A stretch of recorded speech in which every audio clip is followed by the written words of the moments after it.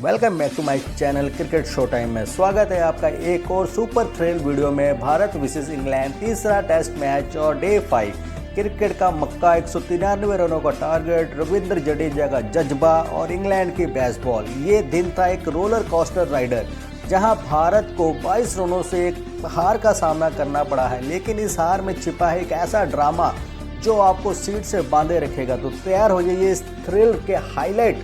तो चलिए शुरू करते हैं, लेकिन रुकिए, अगर आप क्रिकेट के दीवाने हैं तो आप भी चैनल को सब्सक्राइब, लाइक, शेयर सब कर दें, क्योंकि ये डे 5 की थ्रिल आपको लाइक करने से नहीं रोक पाएगी। चलिए शुरुआत करते हैं। नंबर 1 हम लोग अगर बात करते हैं भारत की शुरुआत और टॉप ऑर्डर का ड्रामा। दिन की शुरुआत हुई भारत के 58 रन पर 4 विकेट से 135 रन चाहिए थे और 6 विकेट अभी भी टीम इंडिया के पास बाकी थे, लेकिन इंग्लैंड के तेज तर्रार बॉलर ने कोई मौका नहीं छोड़ा। यशस्वी जायसवाल सिर्फ 7 बॉल में जोफर आर्चर का शिकार बने। बाउंसर को हुक करने की कोशिश सीधे विकेट कीपर के हाथ में, और फिर शुभम गिल, जायसवाल ये सब मात्र आउट हो चुके थे। वहीं केएल राहुल ने 40 रनों की जुझारी पारी जरूर खेली, लेकिन वो कुछ कर नहीं पाए। अगर हम लोग बात कर लें, दिन की शुरुआत में ही इंग्लैंडी बॉलरों ने टीम इंडिया को ज़बरदस्त झटके दे दिए। पहला झटका उन्होंने दिया ऋषभ पंत के रूप में और दूसरा झटका उन्होंने दे दिया केएल राहुल के रूप में। मानो केएल राहुल के हाथ होते ही टीम इंडिया की मानो कमर ही टूट गई। उसके बाद टीम इंडिया को ऐसा लग रहा था कि टीम इंडिया इस टेस्ट को नहीं बचा पाएगी, लेकिन जब भारत का स्कोर 81 रन पर 7 विकेट हो चुका था, तब लगा कि खेल खत्म हो चुका है। लेकिन रविंद्र जडेजा ने हार नहीं मारी।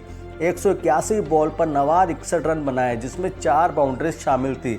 जडेजा ने स्टॉक्स की 136 किलोमीटर की गेंद पर फ्लिक शॉट से बाउंड्री मारी और फिर एक टॉप एज बाउंड्री से 50 पूरी की, बिना अपनी ट्रेडमार्क तलवार के सेलिब्रेशन की।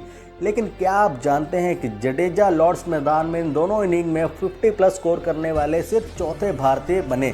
कमेंट में बताएं जडेजा की इस पारी को 10 में से आप कितने नंबर देना चाहते हैं, क्योंकि कोई सोच नहीं सकता कि जसप्रीत बुमराह और मोहम्मद सिराज इंग्लैंड को इतना परेशान करेंगे।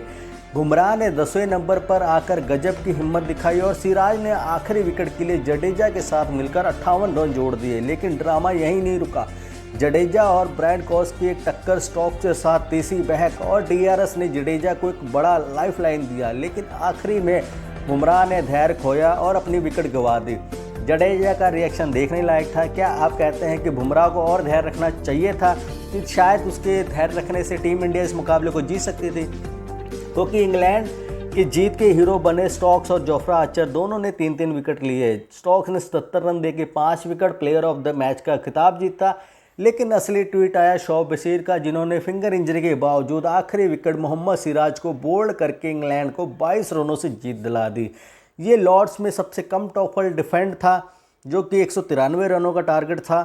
अगर हम लोग बात कर ले टीम इंडिया की, टीम इंडिया इस सीरीज में अब 1-2-1 से बिछड़ चुकी है। अब मैनचेस्टर का जो टेस्ट मैच रहने वाला है वो भारतीय टीम को बड़ी ही बेसब्री से जीतना ही पड़ेगा। अगर टीम इंडिया इस मुकाबले को भी हार जाती है तो टीम इंडिया इस टेस्ट सीरीज को भी गंवा देगी। अगर हम लोग लास्ट टेस्ट में बात करें तो रविंद्र जडेजा आखिरी दम तक लड़े और लड़ते रहे। शायद वो सिराज का बोल्ड ना होता, जैसे ही बोल्ड हुआ मानो सारी इंडियन फैंस की धड़कनें ही रुक गई हों, क्योंकि वो मुकाबला इस ऐसे मुकाम पर पहुंच चुका था जो कि किसी की भी झोली में गिर सकता था। जडेजा ने जितना स्ट्रगल करके टीम इंडिया को वहां तक पहुंचाया था, जिसमें कि जसप्रीत बुमराह और मोहम्मद सिराज का बहुत बेहतरीन हाथ था, अगर वो उतना साथ ना देते तो शायद जडेजा वहां तक भी ना पहुँच पाते। लेकिन आखिरी में जडेजा ने जैसे ही मोहम्मद सिराज का विकेट गिरा, जडेजा के मानो आंखों में आंसू आ गए थे और सारी भारत की उम्मीदों पर पानी फिर चुका था। सारे इंडियंस करोड़ों फैंस का दिल टूट चुका था। कि आप भी उस मुकाबले को लाइव देख रहे थे, क्या आपका भी दिल टूटा था? क्या टीम इंडिया को इस मुकाबले को जीतना चाहिए था? कमेंट में अपनी राय जरूर दीजिएगा। थैंक यू, धन्यवाद। मिलते हैं नेक्स्ट वीडियो में।